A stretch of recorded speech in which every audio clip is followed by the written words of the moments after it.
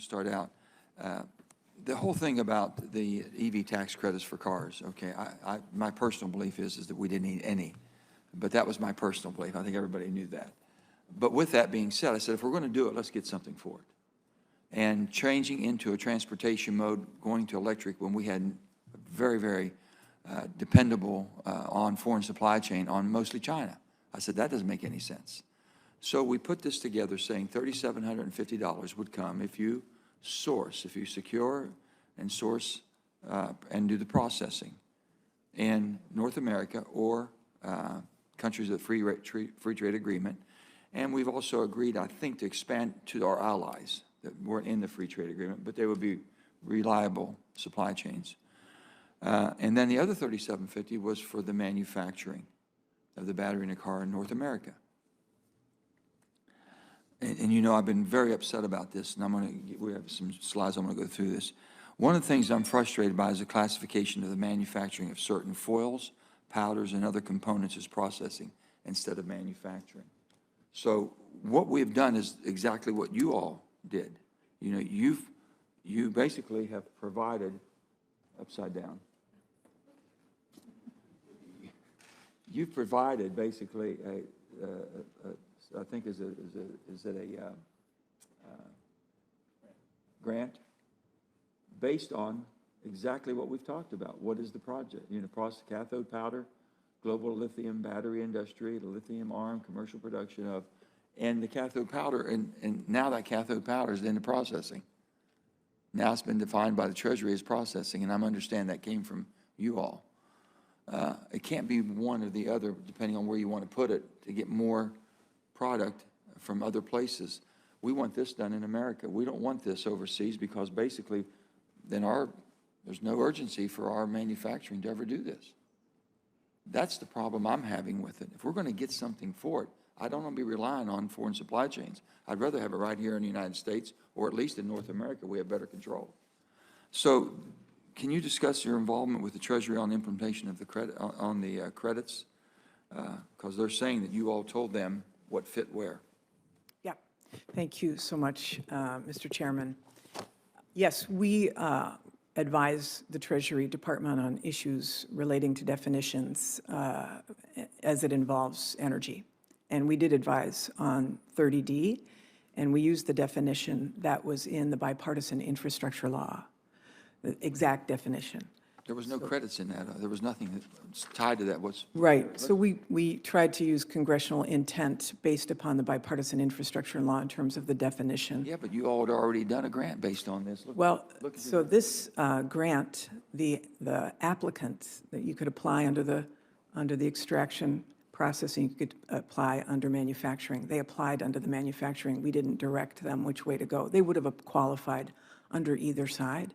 But the bottom line on this is you're totally right in that we want all of it manufactured in America, or as much of it as possible, or with countries whose values we share. But the liberalizing of basically the definition puts more money out that doesn't have to go out now. You're going to bust the budget.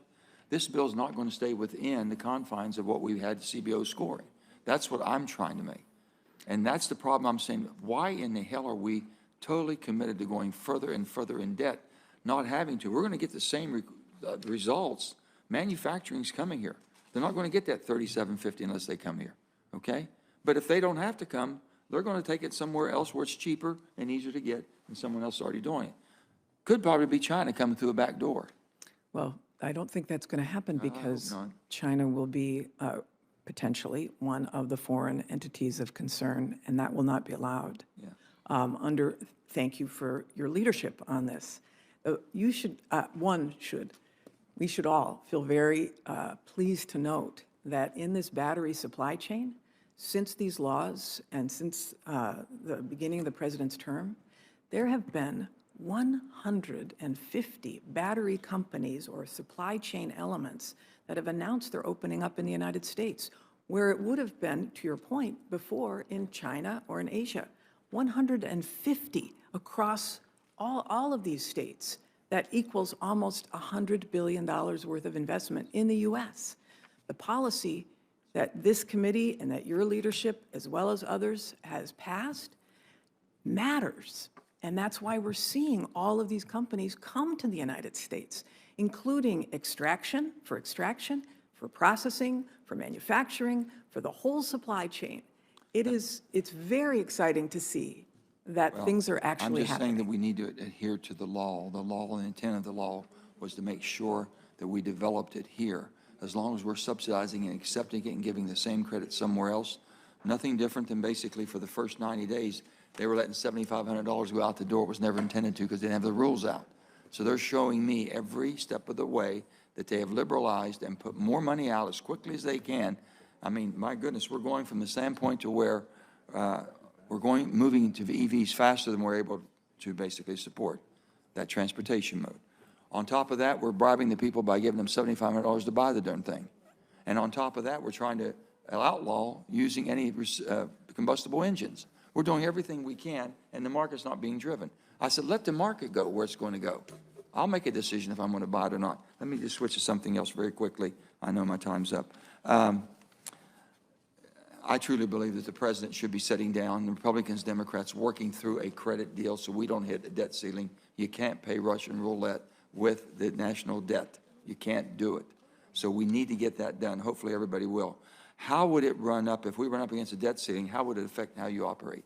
Well, clearly we need to not hold things hostage. And I agree with you. I agree with all that. But they need to sit down and talk. They got to talk. You can't say one side is not going to talk because we're right and you're wrong. But we won't get into that. How would it impact your department if this charade plays on? Yeah, I mean, the national security of the United States runs through, in part, the Department of Energy. That is critical. We cannot jeopardize our national security, our National Nuclear Security Administration, or our competitiveness in attempting to get all of these investments back in the United States.